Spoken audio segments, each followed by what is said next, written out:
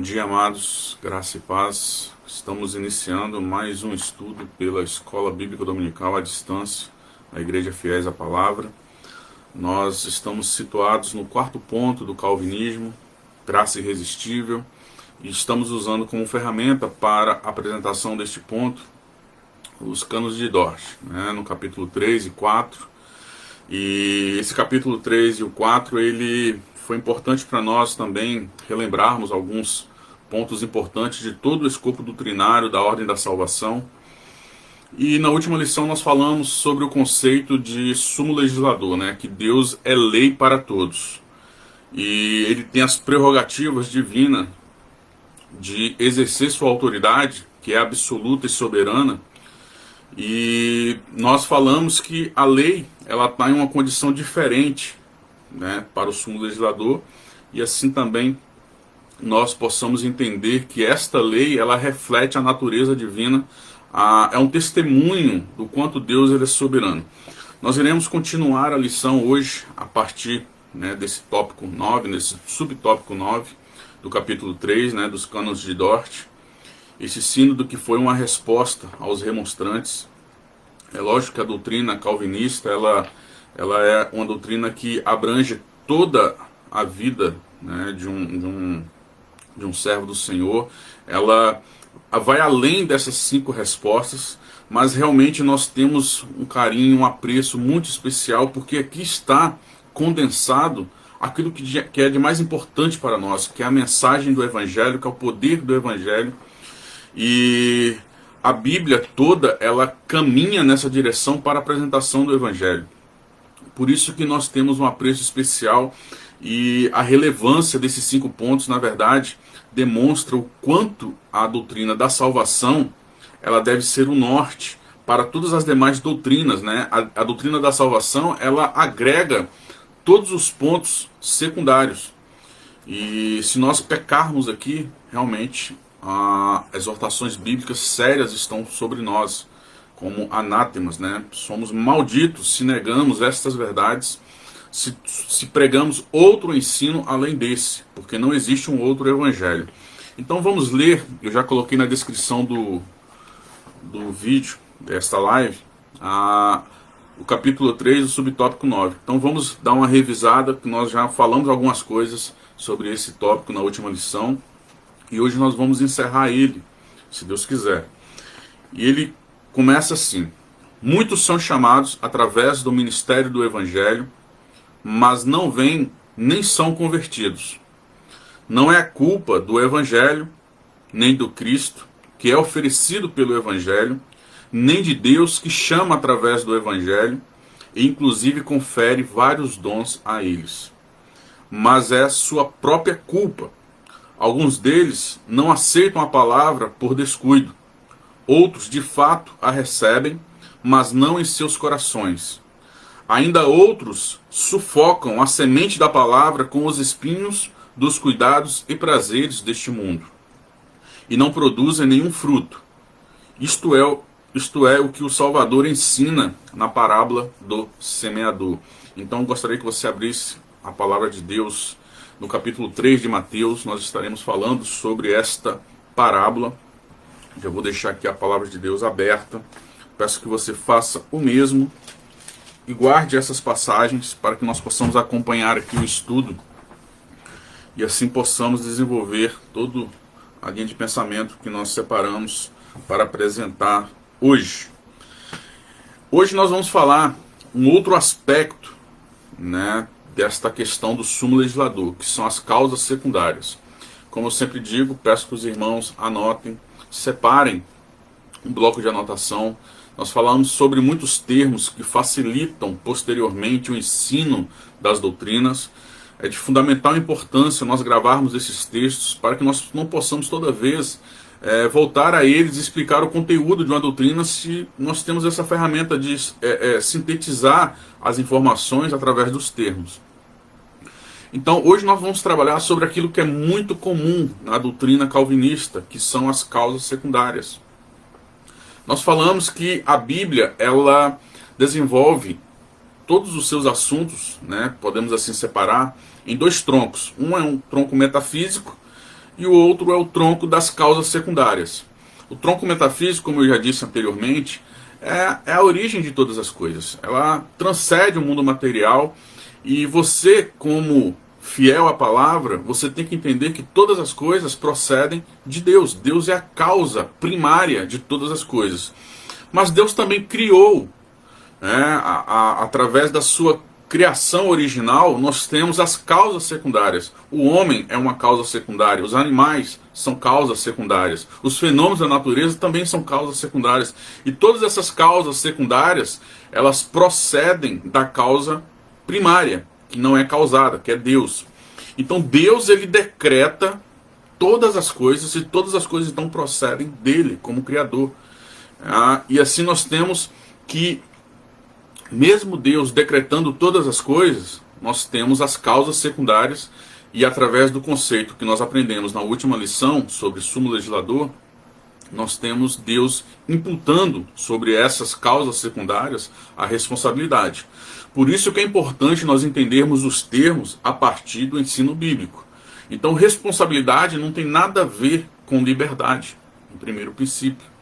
A responsabilidade, ou a culpa, que nós podemos receber através dessa responsabilidade, ela procede do sumo legislador, em que Deus é lei para tudo, em que Deus estabelece os conceitos de valores morais absolutos, e como já disse, esses valores morais absolutos já estão também de maneira inata.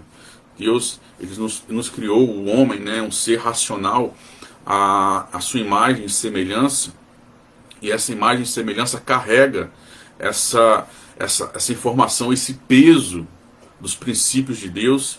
Por isso que nós falamos na semana passada sobre os conceitos de vontade soberana, que é derivada da soberania de Deus, o princípio da soberania de Deus. E nós falamos sobre esses dois tipos de vontade, de maneira didática, que procedem da mesma vontade divina. Então Deus decreta todas as coisas metafisicamente, e Deus também decreta os seus princípios através da revelação, que é princípios preceituais, Por isso que nós chamamos de vontade preceptiva, que são nada mais nada menos do que os preceitos de Deus, os imperativos que nós temos na Bíblia. E os imperativos mais famosos nós sabemos que são os 10 mandamentos. E esses 10 mandamentos já estão escritos em nossos corações, e isso se estende a todos os homens. Todos os homens sabem que é errado matar, que é errado atentar contra a vida do próximo, porque esta vida do próximo é a imagem e semelhança de Deus. Então, primeiramente, nós pecamos sempre contra Deus. Tudo aquilo que nós fazemos contra o nosso próximo, ele é pecado porque, primeiramente, procede de um atentado contra a imagem e semelhança de Deus. Isso se estende em todos os valores morais. Primeiramente, nós ofendemos a santidade de Deus. Como consequência, lógico, nós iremos fracassar nesses relacionamentos familiares, com nossos amigos, na igreja. Nós somos capazes de machucar aquelas pessoas que estão próximas de nós, somos falhos em todos os sentidos e realmente carecemos da graça divina para que todos esses relacionamentos sejam conformes à imagem e semelhança de Deus, sejam conformes os valores morais absolutos que Deus estabeleceu, sejam conformes à vontade de Deus, que é soberana. E aí vamos então separar alguns trechos deste subtópico 9 e assim podemos avançar. Ele começa assim: muitos são chamados através do ministério do Evangelho, mas não vêm nem são convertidos. Isso é um efeito prático. Quando você prega o Evangelho, muitas pessoas serão indiferentes a este Evangelho. Veja que uma das consequências da pregação do Evangelho é produzir dois efeitos. Como nós já falamos também na última lição, lá em 2 Coríntios, capítulo 2, versículo 14 ao 17.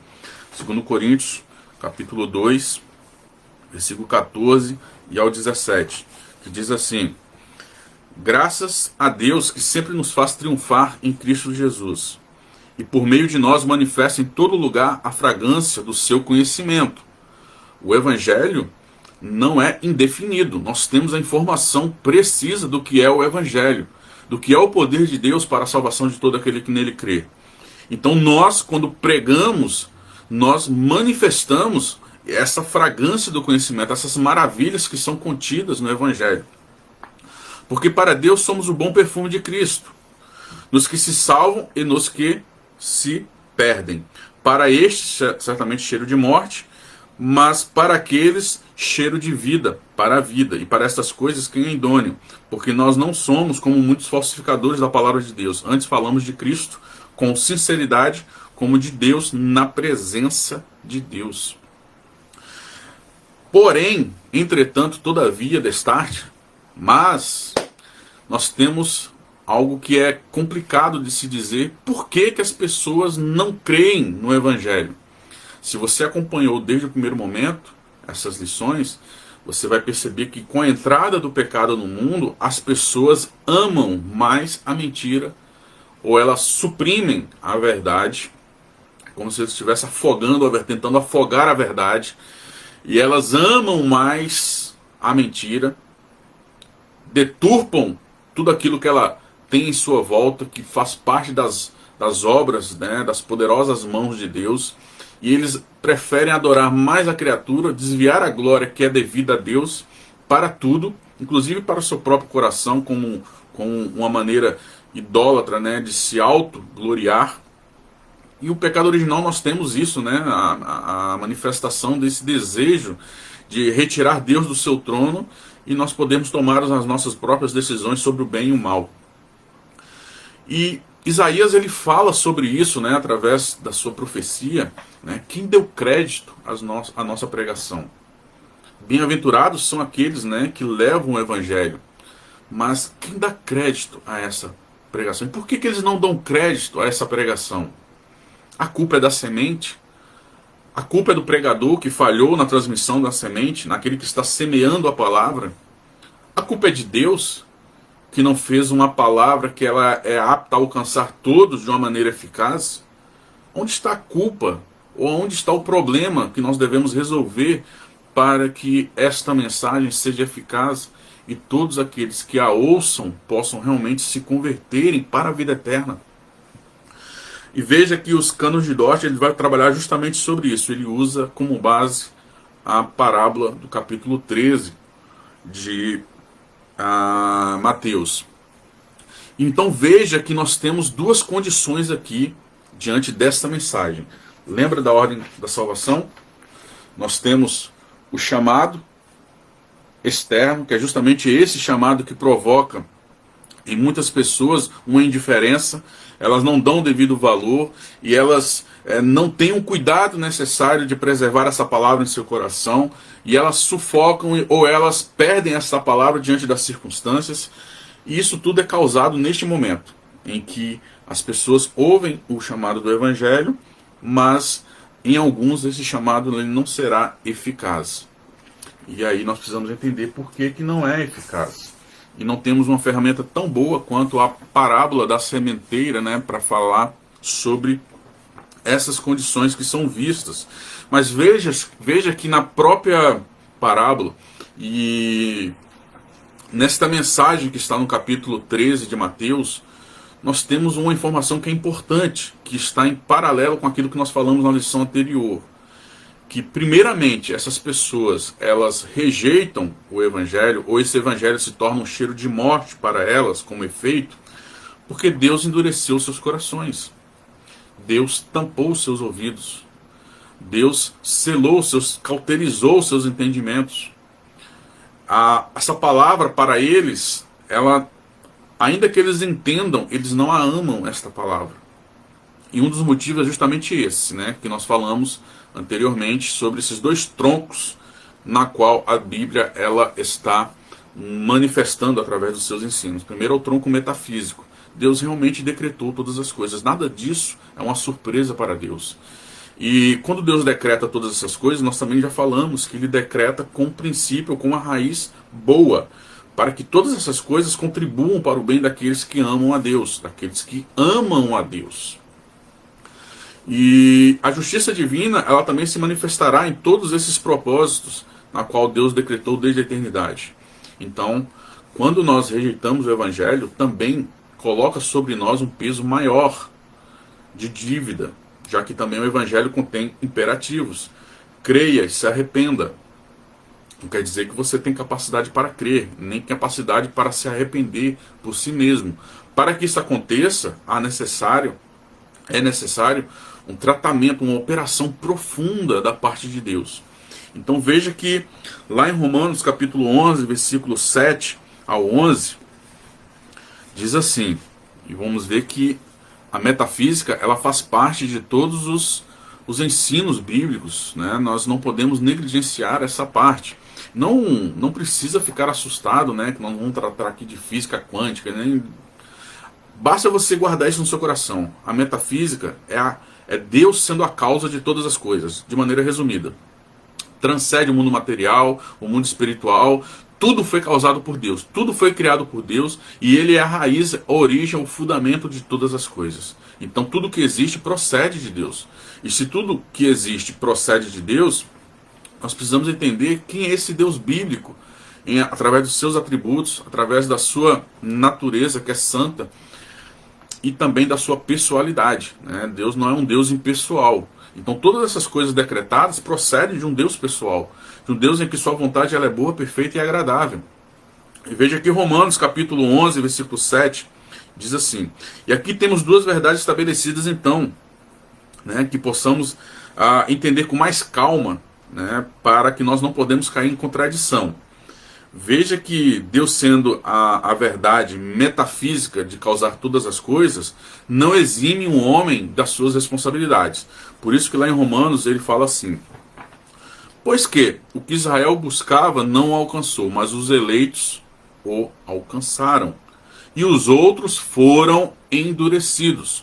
Em alguns textos arminianos vão dizer que essas passagens em que Deus endureceu o coração do homem, são passagens que falam de uma voz média, né?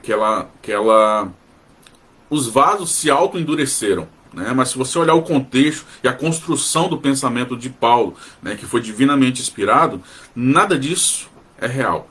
Nós temos ali perfeitamente a manifestação de que Deus endureceu esses corações, e não que os vasos se auto-endureceram. É lógico que quando eles forem abastecidos, né, por tudo aquilo que está, pelas circunstâncias que os cercam, é lógico que a sua natureza vai endurecer cada vez mais, porque a natureza vai inclinar naturalmente para essas condições, para a condição do pecado, para a condição de afrontar a Deus. Mas isso tudo também é causado por Deus. Por isso que nós trabalhamos sobre dois troncos importantes, que é a metafísica e as causas secundárias, em que essas causas secundárias, né, são todos os agentes que exercem através das suas naturezas. Aí nós temos duas naturezas, correto? Jesus nos ensinou isso. A natureza boa e a natureza maligna, a corrompida, ou que está caída, né, em pecado. E essa natureza caída, ela naturalmente se inclina para o mal. Então Deus endurece, Deus envia, né, todas as condições necessárias para que cada vez mais essas naturezas sejam endurecidas e a sua justiça se manifeste contra eles, né, através da sua ira santa. Mas aqueles que são restaurados, é lógico que eles vão fazer a vontade de Deus. Não tem como alguém que foi regenerado viver uma vida dissoluta, uma vida que, como filho pródigo, né, longe da presença do Pai, prefere que o Pai esteja morto e que desfrute das heranças deste mundo, ao invés de estar na presença, né, do seu Pai. Então Deus realmente, nós temos, através da sua revelação, essas informações que nós não podemos negligenciá-las. Elas são de suma importância para entendermos inúmeros textos bíblicos. E um dos textos bíblicos é justamente esse. Como está escrito, Deus, né, lhes deu espírito de profundo sono, olhos para não verem e ouvidos para não ouvirem. Nós não estamos falando aqui de um vaso que se auto-endureceu, que simplesmente ele tampou seus olhos para Deus. Não, nós estamos vendo que Deus é quem está fazendo isso, no campo metafísico, decretando todas essas coisas para que eles não se convertam, né? E diz assim, e Davi diz, torna-se-lhes a sua mesa em laço e em armadilha, e em tropeço por sua retribuição. Escureçam-se-lhe os olhos para não verem, e encurvem-se-lhes continuamente as costas. Digo, pois, porventura tropeçaram para que caíssem? De modo nenhum, mas pela sua queda veio a salvação dos gentios, para os incitar à emulação. Então tudo isso tem um propósito divino. A queda de Israel, ela é projetada por Deus para que outros que estão fora do aprisco sejam, né, alcançados. Aí a Bíblia fala, né, que se pela queda deles essas bênçãos foram agora alcançadas aos confins da terra, imagina quando eles forem restaurados. Então nós precisamos entender que isso é uma verdade absoluta na Bíblia. Deus causa todas as coisas. Deus causa pecado. Ele decreta o pecado. O fato dele decretar o pecado, ele não está pecando. Porque o princípio pelo qual ele decreta esse pecado é um princípio bom. E ele está acima da lei. Deus poderia decretar alguém matar porque ele é o dono da vida. Deus poderia decretar alguém roubar, né, podemos assim dizer, e ele mesmo não está pecando. Porque tudo isso pertence a ele. É dele. Ainda que ele dê para alguém essas bênçãos, isso não exime ele de ser o proprietário de todas as coisas. E quando ele decreta todas essas coisas, ele não está pecando, ele não pode pecar. Não existe lei para Deus, ele é lei para todos. Por isso que nós temos essas verdades que são expostas através desses conceitos. E na Bíblia temos também o âmbito dessas contingências, né, que é as causas secundárias, em que todas essas causas secundárias elas serão responsabilizadas, ainda que sejam o decreto, né, nesse sentido. Não exime a criatura de responsabilidade. Como disse, a responsabilidade é um conceito que está ligada ao sumo legislador. A responsabilidade não tem nada a ver com liberdade. A responsabilidade é uma prerrogativa divina de impor os seus preceitos imperativos a todos. E veja que Romanos capítulo 9, versículo 17, 20, mostra que mesmo Faraó se opondo aos planos de Deus, Deus o levantou para isso, para se opor. Mas se você perguntasse para Faraó se ele queria fazer algo diferente, não. Faraó estava inclinado através da sua natureza, né, da sua causa secundária como natureza maligna, se opor a Deus naturalmente. É algo que procede da sua própria natureza também.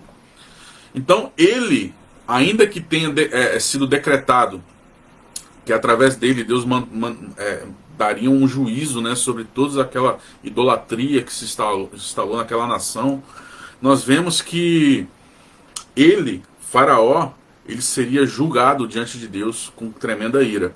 Veja lá em Romanos capítulo 9, versículo 17 e 20 diz: porque diz a Escritura a Faraó, para isto mesmo te levantei.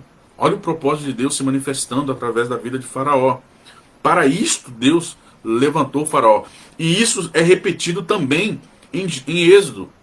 Deus fala isso para Moisés: eu vou levantar Faraó para isto, e eu vou estar te enviando a ele. E aí eu trarei juízo sobre aquela nação.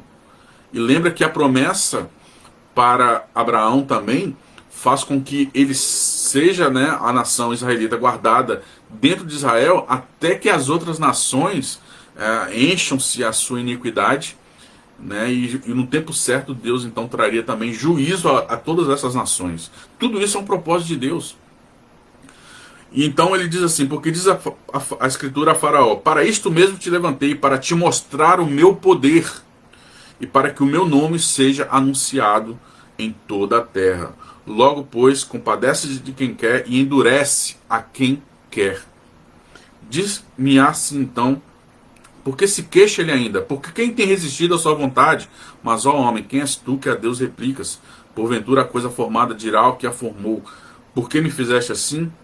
Então, o texto do Cânon de Dort, ele é bem explícito nesta questão. Ainda que Deus tenha decretado todas as coisas, ainda que Deus manifeste todo o seu querer, toda a sua vontade através da palavra de Deus, nós temos certeza que não é culpa do Evangelho, ou não há falha na mensagem do Evangelho, nem do Cristo, já que Cristo ele sustenta todas essas promessas bíblicas a respeito daqueles que crerão. Se você crê em Cristo, não se preocupe.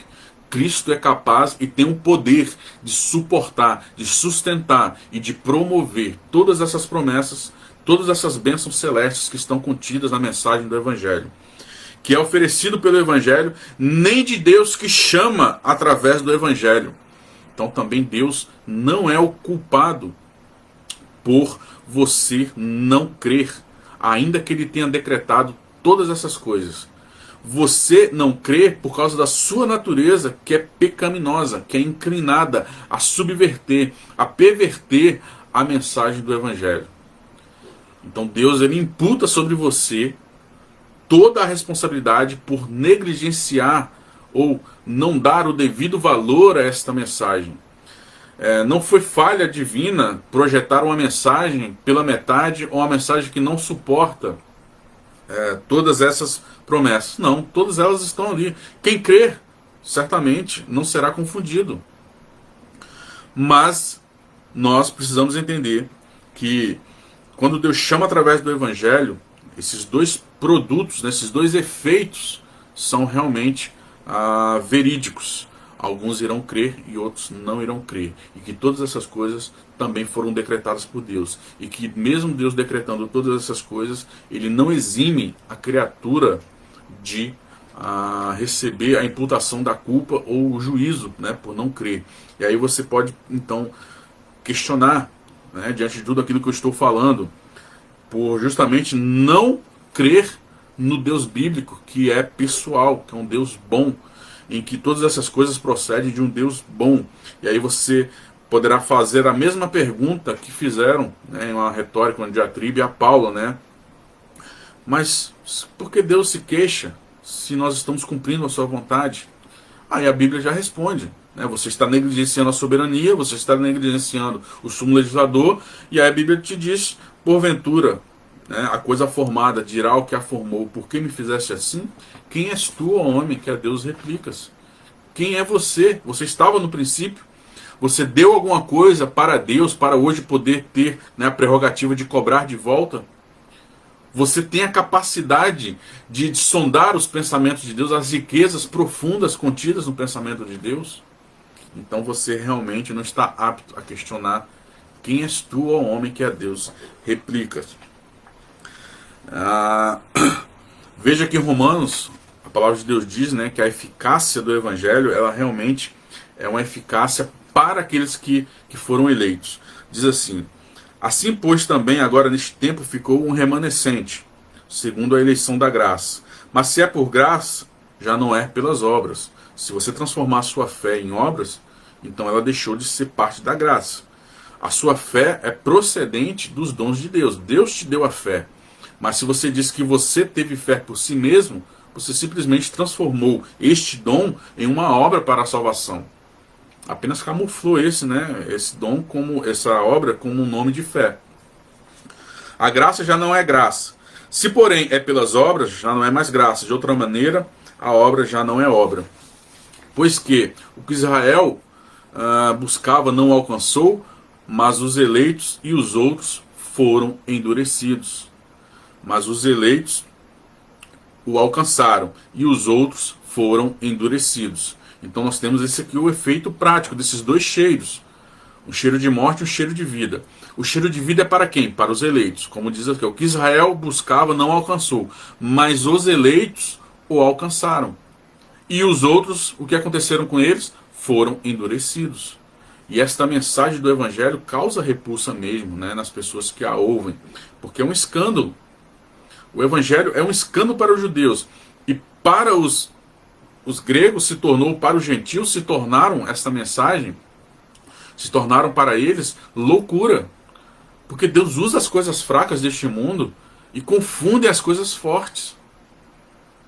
E o homem rejeita, né, quando ele é tirado da sua posição de Deus, né, essa posição idólatra, de idolatria, em que ele estabelece o seu ego no trono, né, da soberania do seu coração. O homem, ele realmente fica irado contra essas verdades. Por isso que a palavra de Deus diz que nós nascemos em inimizades contra Deus. E por isso que é estabelecido, através da mensagem do Evangelho, o ministério da reconciliação. Mas, aí o Cânon de Dort, ele é enfático. Mas é sua própria culpa. Então não foi culpa do Evangelho, ou da própria semente do Evangelho. Não é culpa, nós não podemos culpar Cristo por não suportar todos os pesos desta mensagem. Nós não podemos culpar Deus por falhar em uma mensagem que poderia alcançar de maneira eficaz todos. A mensagem, ela é eficaz. Ela é eficaz. Ela tem todas as promessas necessárias para que possamos ser salvos. Ela tem um fundamento pelo qual essas promessas elas são alicerçadas para que sejamos salvos. E ela tem toda a concatenação de ideia, porque é divinamente inspirada por Deus para que possamos ser salvos. Então, em todos os sentidos, nós não podemos culpar a palavra, culpar o Evangelho ou culpar Deus por não podermos, né, desfrutar dessas verdades. A nossa natureza, ela é inclinada a rejeitar essa mensagem, e de maneira voluntária. Por isso que nós trabalhamos com a liberdade dentro das contingências, né? Você tem a liberdade de aceitar ou não o Evangelho, mas essa liberdade, ela é subordinada à sua natureza. Por isso que nós dizemos que um fruto, né, bom, ele só pode ser produzido por uma árvore boa.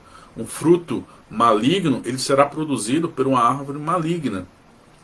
Se você for regenerado, você vai produzir boas obras. Mas se você não for regenerado, você vai ser inclinado naturalmente a produzir más obras. Por isso que o Evangelho, que é uma boa obra, você crer no Evangelho é uma boa obra, isso é procedente de uma natureza boa. E para que essa natureza, então, que estava em um estado caído, né, por causa da entrada do pecado, da maldição do pecado, para ela produzir esse fruto bom, é preciso uma operação profunda da parte de Deus. Então vamos agora, né, entender que esta parábola, ela nos dá uma luz muito profunda sobre esses efeitos que são produzidos diante da mensagem do Evangelho. Veja que o Senhor Jesus, ele fala justamente sobre esse endurecimento e que a mensagem do Evangelho provoca nas pessoas. Nós temos então a parábola, toda a parábola, na verdade, ela se resume em 3 aspectos. Nós podemos resumi-la, condensá-la em 3 aspectos. A parábola, ela fala sobre o reino de Deus, né, as características desse reino, as preciosidades que este reino produz ou que nele contém, o quanto é maravilhoso todas as características deste reino. Nós temos também nas parábolas falando sobre o papel do rei, ou quem é o rei desse reino, a supremacia, a soberania, a glória que envolve, a majestade que envolve esse rei. E também fala sobre o papel dos súditos, as características dos súditos. E veja que essa parábola, né, do capítulo 3, ou esse conjunto de parábolas, nós temos essas características sendo manifestadas. E essa parábola da semente, ou daquele que está semeando esta semente, nós vamos ter muitas informações importantíssimas sobre características dessas pessoas que estão diante dessa mensagem do rei. Então vamos olhar que o Senhor Jesus diz assim, lá no capítulo 13 de Mateus, no versículo 13 ao 17. Veja que diante dessa mensagem, o Senhor Jesus está afirmando que aqueles homens que não creram na mensagem, eles estavam endurecidos para não crerem na mensagem. Nós não podemos perder isso de vista, porque a culpa da mensagem é do homem. Então nós estamos trabalhando agora dentro do contexto das contingências.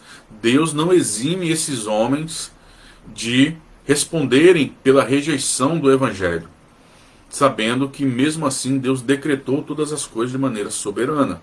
E o Senhor Jesus fala assim: por isso lhes falo por parábolas, porque eles, vendo, não veem, e ouvindo, não ouvem nem compreendem. E neles se cumpre a profecia de Isaías, que diz, lá no capítulo 6, quando Isaías está diante do trono de Deus: ouvindo ouvireis e não compreendereis, e vendo vereis, mas não percebereis.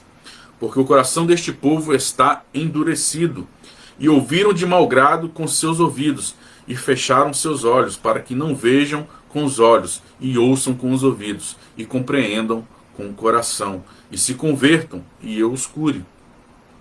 Mas bem-aventurado os vossos olhos, porque veem, e os vossos ouvidos porque ouvem. Porque em verdade vos digo que muitos profetas e justos desejaram ver o que vós vedes, e não o ouviram.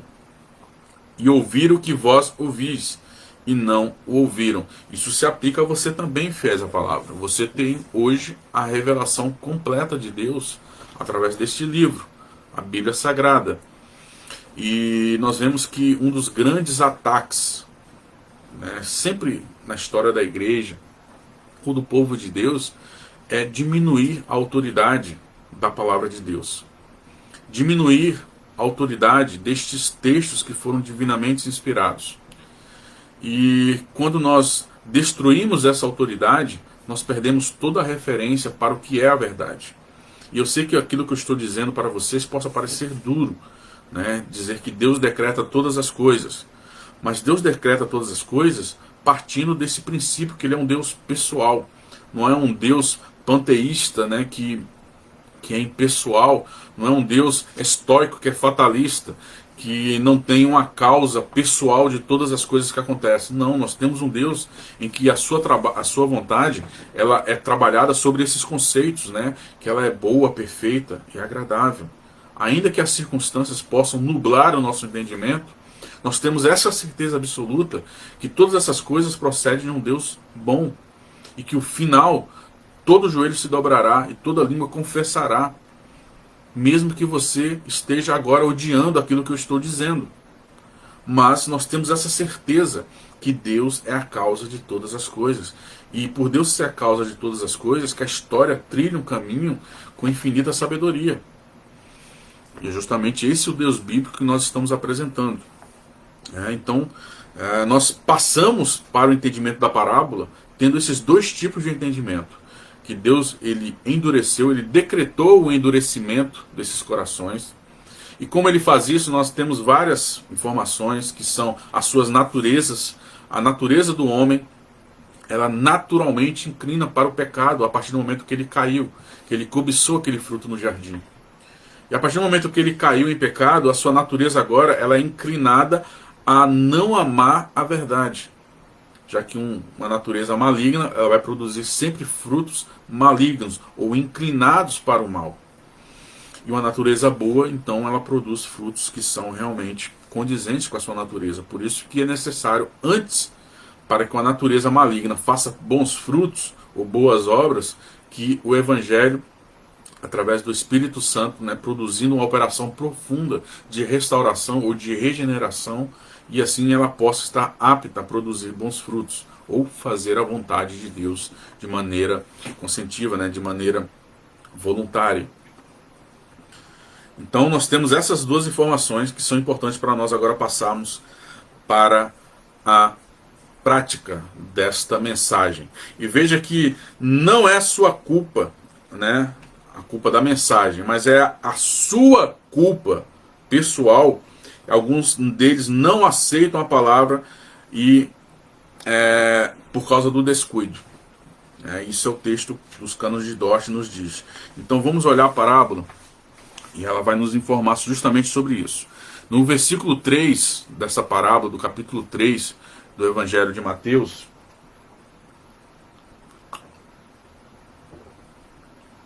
o Senhor Jesus, né, diante de uma imensa multidão, ao ponto dele precisar ir para uma posição melhor, ele entra no barco devido a um número gigantesco de pessoas que o cercaram naquele momento para ouvir as suas verdades, para ouvir a sua mensagem. E ele disse assim, e lhes falou, e falou-lhe de muitas coisas por parábola, dizendo, eis que o semeador saiu a semear.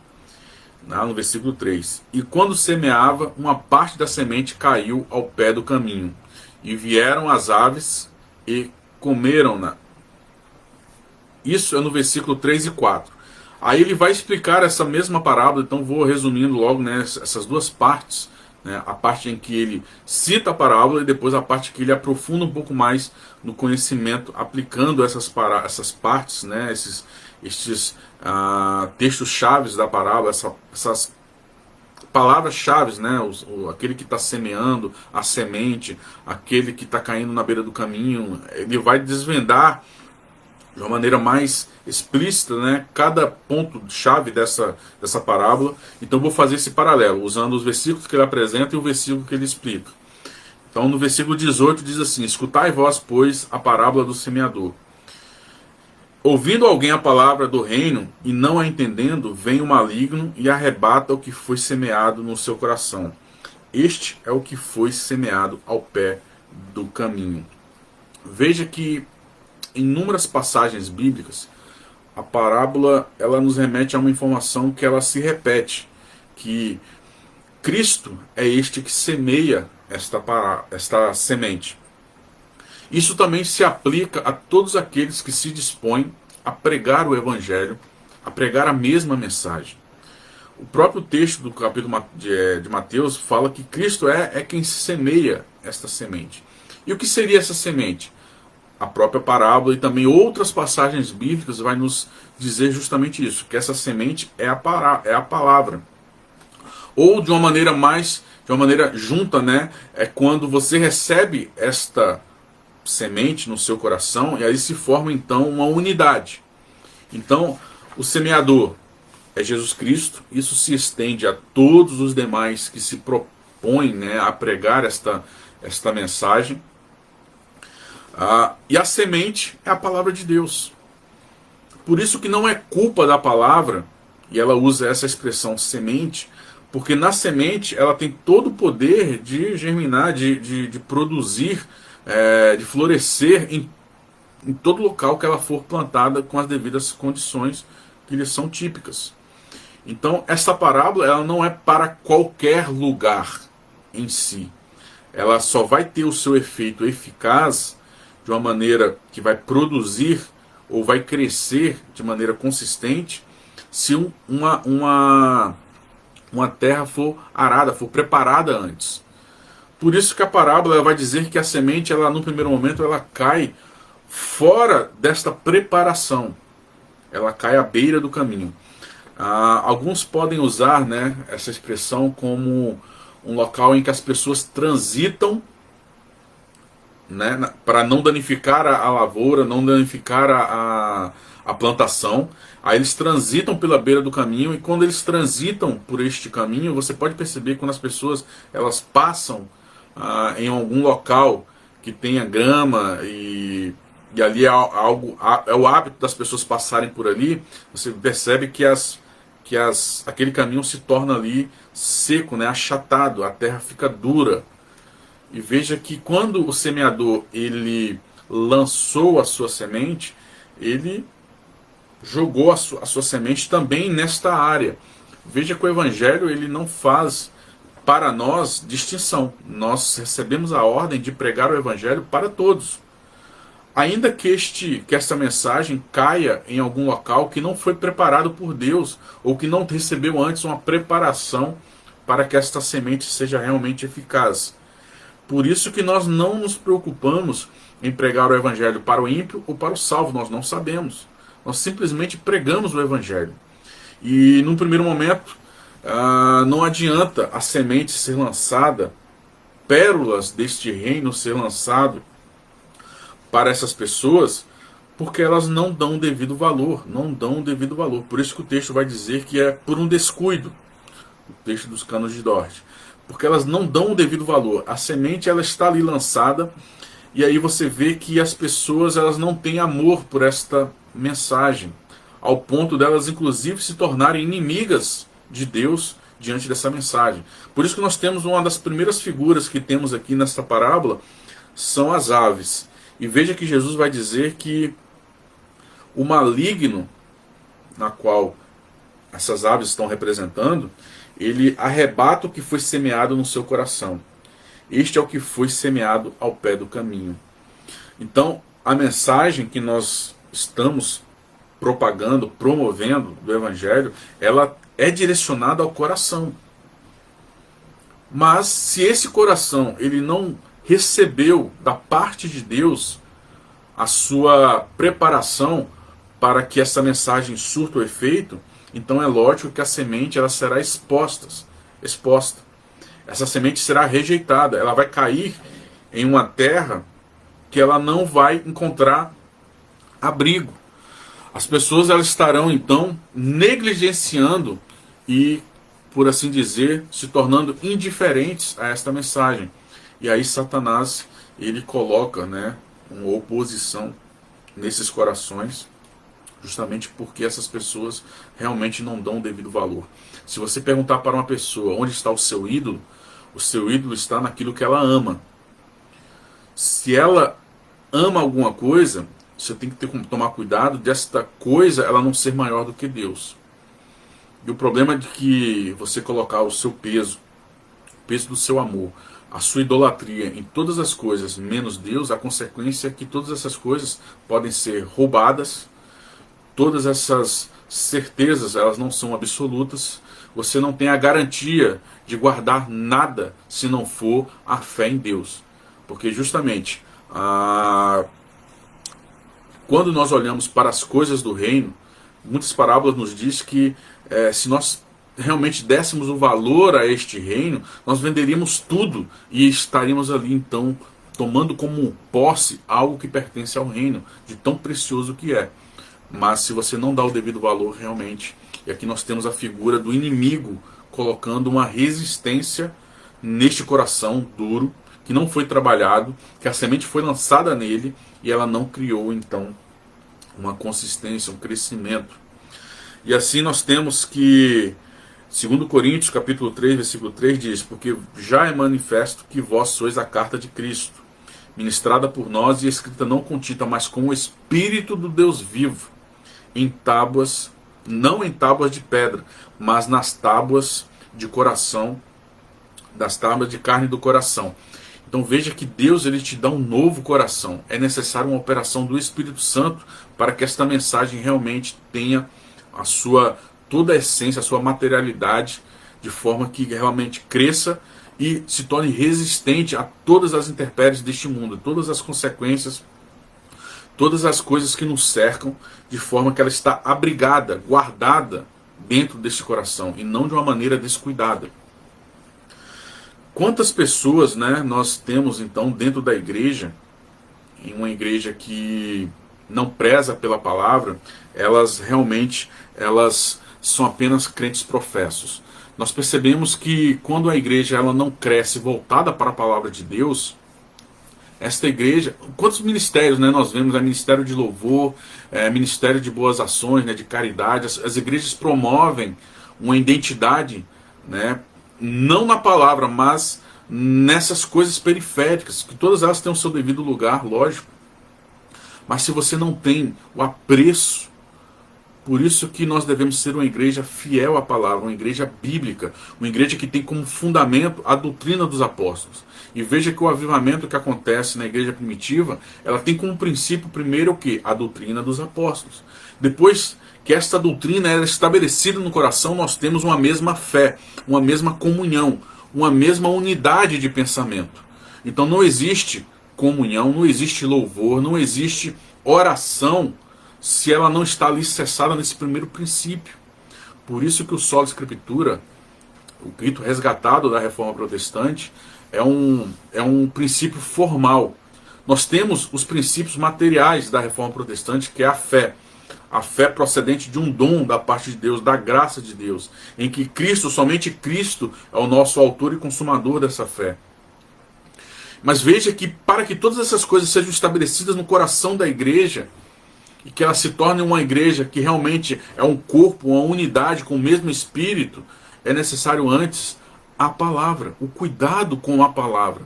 Igrejas que não prezam pela palavra, elas são igrejas que estão com a tendência de sair do evangelho e para um outro evangelho, o qual não é outro evangelho, e isso então coloca ela sobre maldição.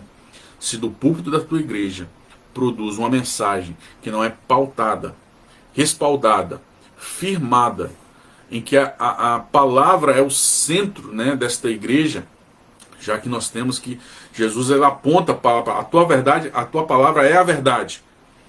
E ele diz assim: eu sou a verdade. Então nós não estamos aqui idolatrando simplesmente um livro.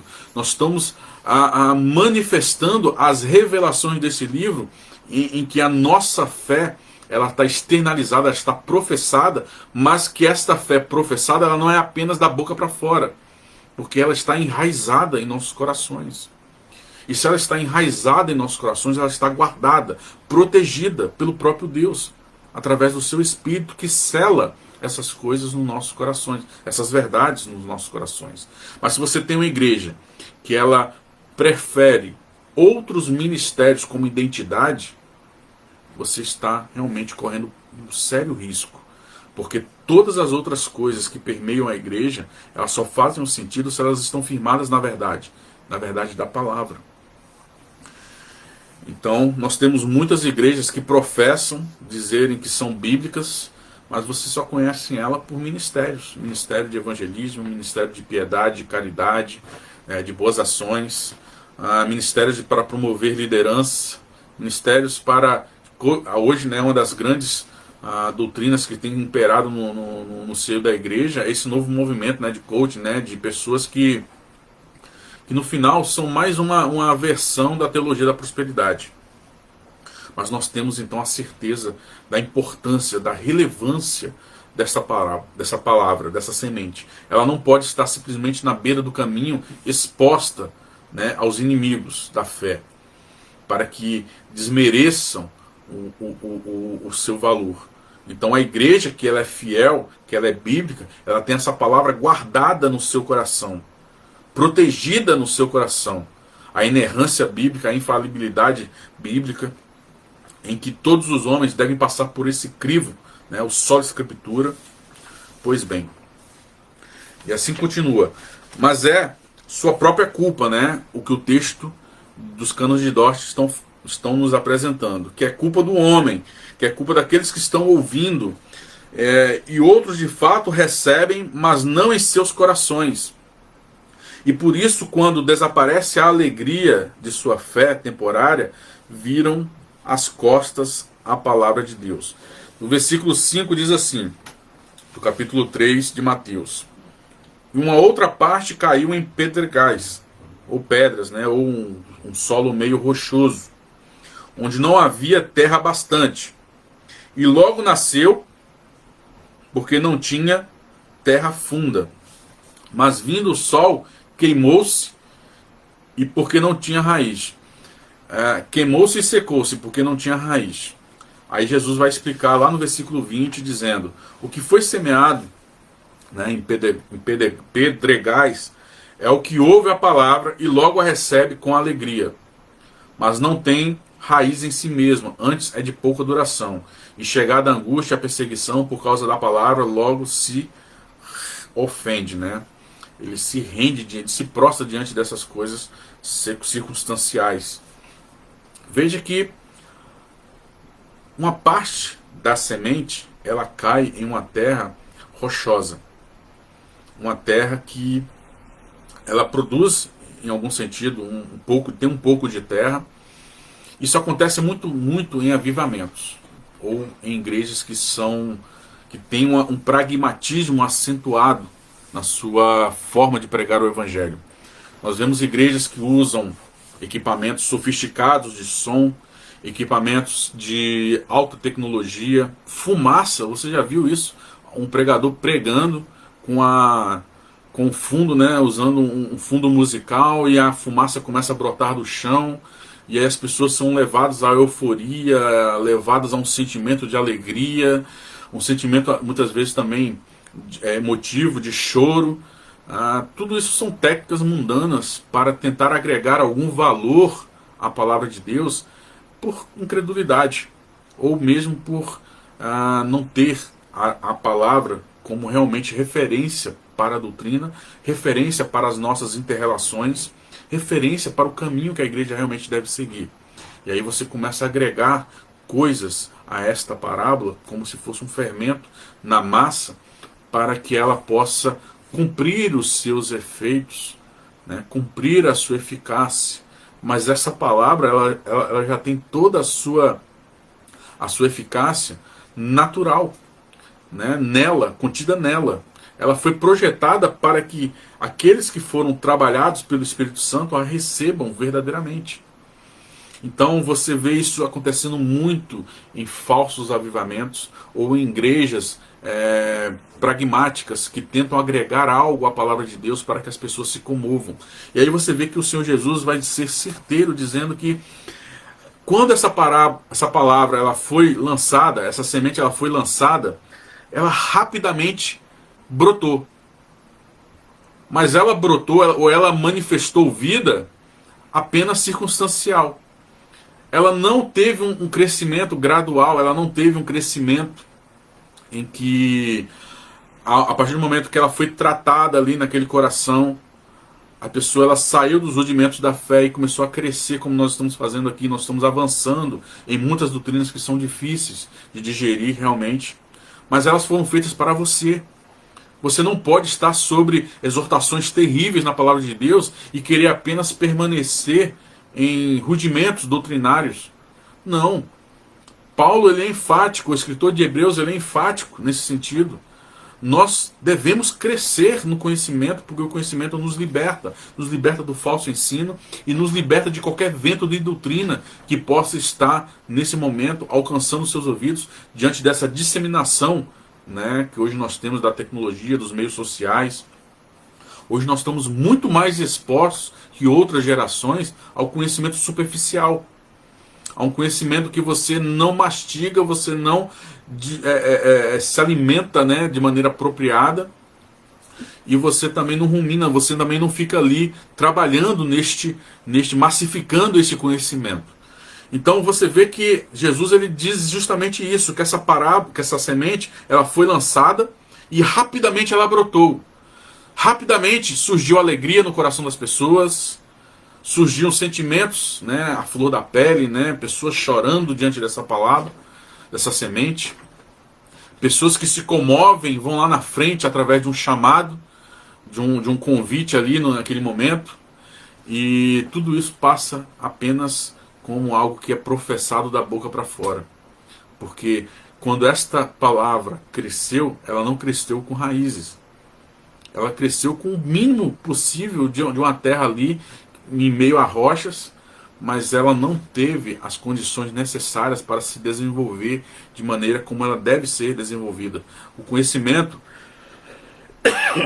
desculpa, o conhecimento não é fácil. Nós não podemos achar que o conhecimento ele é fácil. Mas o conhecimento ele é prazeroso quando você tem o Espírito Santo trabalhando no seu entendimento. E nós temos então que é culpa sua ou de todos aqueles que ouvem e rejeitam essa palavra, porque ainda outros sufocam a semente da palavra com os espinhos dos cuidados e prazeres deste mundo e não produzem nenhum fruto. Veja que o Senhor Jesus vai falar justamente isso lá no versículo 7. E outra caiu entre espinhos, e os espinhos cresceram e sufocaram-na. Lá no versículo 22 ele vai explicar: e o que foi semeado entre os espinhos é o que ouve a palavra, mas os cuidados deste mundo e a sedução das riquezas sufocam a palavra e fica infrutífera. Percebem? Aqui nós temos outra condição, e essa condição cai muito bem para aquelas pessoas que recebem todas as promessas, o poder de Deus contido no Evangelho, e elas, quando olham para as circunstâncias, elas deixam de olhar para o autor e consumador da sua fé. Então, quando nós dizemos que o Evangelho é o poder de Deus, a materialidade desse Evangelho é uma fé viva naquele que é capaz de suportar o peso de todas as promessas.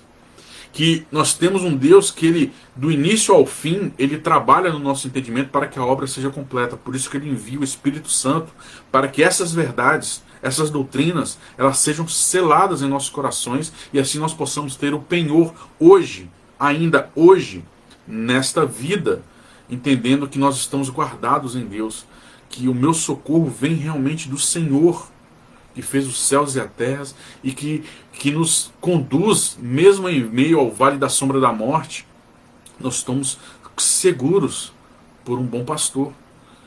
Mas as pessoas elas tendem a olhar para as circunstâncias dessa vida, para os desejos carnais, para os cuidados deste mundo e substituem Deus como seu Deus e coloca outros ídolos, falsos ídolos, para que quando essas coisas acontecem, em vez delas terem uma segurança, em vez delas estarem na rocha, elas estão simplesmente expostas a todas as intempéries desse mundo. Veja que muitas vezes nós estaremos realmente em uma tempestade. Mas se o Senhor está no nosso barco, nós não temos motivos para nos desesperar em absoluto. Mas veja que muitas vezes nós não estamos em sintonia. Quando Jesus estava ali no jardim de Getsemane, nós temos um Senhor em atividade orando, mas os discípulos estavam dormindo. E quando Jesus estava numa tempestade, ele estava descansando e os discípulos estavam ali todos agitados. Nós devemos estar em conformidade, né, com a presença de Deus em nossas vidas. E há momentos para tudo. Há momentos para tudo. Mas a palavra de Deus nos diz que não há momento que possamos deixar de buscar oportunidades de pregar a palavra. Lógico, com bom senso. Já que a própria palavra de Deus nos diz que quando nós pregarmos a palavra e as pessoas rejeitarem, nós devemos sacudir a poeira, porque a maldição está sobre elas, que rejeitaram, por culpa delas, a palavra. A sua missão já foi feita, então nós devemos ter sempre o bom senso na pregação do Evangelho. Mas nós não podemos subordinar a pregação do Evangelho a qualquer outra coisa. Porque o poder de Deus está ali. As promessas bíblicas para o povo de Deus estão ali. E elas são para você, Igreja Fiéis à Palavra. Para você tomar posse delas. E a palavra de Deus diz que essa já é uma porção da herança, daquela que nós estaremos na eternidade desfrutando, mas nós já temos essa certeza. A ansiedade, ela não pode tomar conta dos nossos entendimentos, cada dia com seu mal. O meu Senhor, ele é maior do que qualquer coisa. Então nós não podemos de maneira alguma deixar que esta palavra e as promessas contidas nela sejam de alguma forma sufocadas, mesmo que as circunstâncias se levantem contra nós. Nós não podemos permitir, irmãos, que essas riquezas, que essa preciosidade que há na mensagem do Evangelho possa ser substituída por qualquer outra coisa que está no mundo ou por qualquer outra coisa que se levante contra nós. E veja que o Senhor Jesus, lá no capítulo 3 do Evangelho de João, ele é enfático. Você só pode ter acesso ao reino dos céus se você nascer de novo. Você só pode ter realmente um coração apto a receber esta mensagem se esta mensagem ela está em uma boa terra. E é justamente isso que vai acabar o desfecho, né? O desfecho dessa parábola é o Senhor falando justamente sobre isso, né? E a outra caiu em boa terra e deu fruto, um a 100, outro a 70 e outro a 30. E ele vai explicar isso lá no versículo 23. Mas o que foi semeado em boa terra é o que ouve e compreende a palavra e dá fruto. Um produz em 100, outro 60 e outro 30. Então não tem como alguém dizer para nós que alguém que recebeu esta parábola, essa mensagem, essa semente, ou que este coração que está apto a receber esta semente não vai produzir obras condizentes com esta semente, com este novo coração. Então não tem como nós fazermos uma dicotomia, né, separarmos as boas obras desta terra que produziu as boas obras, porque ela foi preparada por Deus para receber justamente essa semente. Mas o que temos feito então de errado? Já que a semente toda ela é perfeita na sua eficácia, se a terra está realmente produzida. O que temos como igreja dado testemunho para o mundo diante dessa mensagem, que ela é primordial, que ela é central para o púlpito, para as nossas vidas, né? Já que nós não separamos a ortodoxia, que essas verdades expostas através de sistematização, como é o caso dos 5 pontos do calvinismo, que é apenas uma sistematização das doutrinas bíblicas, ou do Cânon de Dort, que nós usamos aqui como ferramenta para entender algumas passagens, entender ou acrescentar aos nossos corações uma exposição mais plena daquilo que está sendo revelado na palavra de Deus. Nós devemos sempre ter esta semente, com todas as suas características próprias, eficácia. Mas nós precisamos entender também que se Deus não preparar o nosso coração, e aí entra a graça e a misericórdia divina de nos colocar na posição certa diante dele, para que possamos receber toda essa mensagem e assim desfrutar de todos os seus benefícios. Veja que Tiago diz, né, no capítulo 2, versículo 17, assim também a fé, se não tiver obras, é morta em si mesma. Mateus capítulo 7, versículo 20 diz, não pode a árvore boa dar maus frutos, nem a árvore má dar bons frutos. O homem bom tira coisas boas do tesouro do seu coração, e o homem mau do mau tesouro tira coisas más. Por quê? Porque do coração procedem os maus pensamentos, morte, adultério, fornicação, furtos, falsos testemunhos e blasfêmias, como está em Mateus capítulo 15, versículo 19. Então veja que o nosso coração, ele é um instrumento usado por Deus para que essa semente possa cair nele e produzir os seus devidos frutos. Mas se Deus não preparar esse coração antes, realmente as coisas estão complicadas para nós, porque nós iremos cair fatalmente em um dos aspectos dessa parábola. Então ore a Deus, se você ainda não consegue entender, peça que o Espírito Santo, nesse momento, possa estar trabalhando no seu entendimento, para que todas essas verdades criem realmente raízes. Eu gostaria de separar um texto aqui de um livro, para encerrar essa lição, que impactou muito, né, sobre a questão de avivamentos. E veja que quase que é uma profecia bíblica, né, se cumprindo nessas questões que nós vemos hoje em várias igrejas produzindo frutos que não são condizentes com a palavra bíblica. Veja que o livro Reforma Hoje, da editora Cultura Cristão, é uma excelente indicação de leitura para entendermos os solas contidos, né, na mensagem da Reforma Protestante.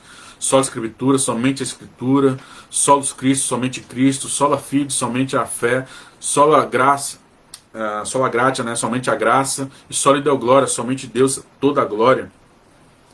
Veja que esses gritos, né, eles são o cerne da igreja. Nós temos nesses gritos o princípio formal, que é a palavra de Deus, e o princípio material, que é a substância, que é a fé em Cristo Jesus como o único mediador entre Deus e os homens, e tudo isso por uma graça que realmente é eficaz, e que o fim de todas essas coisas é para a glória de Deus. Veja que o texto que eu separei aqui, desse livro, ele nos deixa estarrecidos, né, diante do que nós temos visto, mas é uma verdade que realmente nos perturbam e muito como igreja de Cristo. Diz assim um trecho do livro: muitas igrejas argumentam que seus sucessos mostram que os evangélicos estão no caminho certo, e que as bênçãos de Deus são aparentes em todos os lugares. Os cultos são bem assistidos, os orçamentos são amplos, livros evangélicos, música, vídeos, programas de televisão e rádio gospel, bem como os grupos de estudo, estão em franco progresso. Então o que há de errado com os evangélicos? A resposta é que nós nos tornamos mundanos. Abandonamos as verdades da Bíblia e a teologia histórica da igreja, que expressa essas verdades, e estamos tentando fazer a obra de Deus por meio da teologia, da sabedoria, dos métodos e da agenda do mundo. Da teologia mundana, da sabedoria mundana e dos métodos, né, do pragmatismo e da agenda, e não de uma agenda bíblica. Agenda das verdades bíblicas. Por isso que é necessário nós termos como um dos princípios para a nossa igreja é a exposição dos textos bíblicos sistemáticos, né, dos livros. Nós temos uma agenda maravilhosa que é justamente as cartas, né? Então nós não temos como fugir de todos os assuntos se nós seguirmos a agenda bíblica. Será que isso significa que os evangelhos negam a Bíblia ou voltam as costas oficialmente à doutrina clássica cristã? Não é bem isso. O que ocorre é que a teologia da Bíblia acaba não influindo significativamente sobre aquilo que pensamos ou fazemos. Não é o nosso norte. Nós não damos a ela o devido valor ou o devido cuidado. Mesmo quando nós a entendemos, e quase nunca a entendemos, as pesquisas mostram que o evangelho que a maioria dos crentes contemporâneos seguem é essencialmente Deus nos ajudando a nos ajudar. É a teologia da autoajuda, né? Em vez de buscarmos o Deus que realmente é o provedor de todas as coisas, nós queremos nos tornar super crentes com as nossas próprias forças e nos tornar super líderes. É a teologia do coaching, né? tem muito a ver com a autoestima, boas atitudes mentais e sucesso mundano. Não há muita pregação sobre o pecado, o inferno, o juízo ou a ira de Deus, para não dizer sobre as grandes doutrinas da cruz, como redenção, a expiação, a reconciliação, a propiciação, a justificação, a graça e a própria fé. Realmente é estarrecedor, porque isso é verídico. E basta você olhar e presenciar o quanto de igrejas locais realmente bíblicas nós temos, em que essas doutrinas, em que a palavra de Deus está no centro da sua mensagem. E nós devemos então nos arrepender do culto que nós estamos prestando a Deus. Enfim, irmãos, nós estaremos então encerrando o subtópico 9 deste artigo que nós temos como referência nos Cânones de Dort, capítulo 3 e 4, para falar sobre a graça irresistível.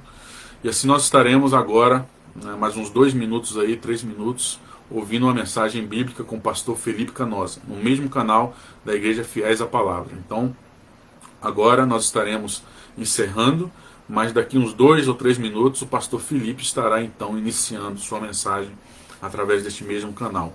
Vamos orar? Senhor, meu Deus, meu Pai,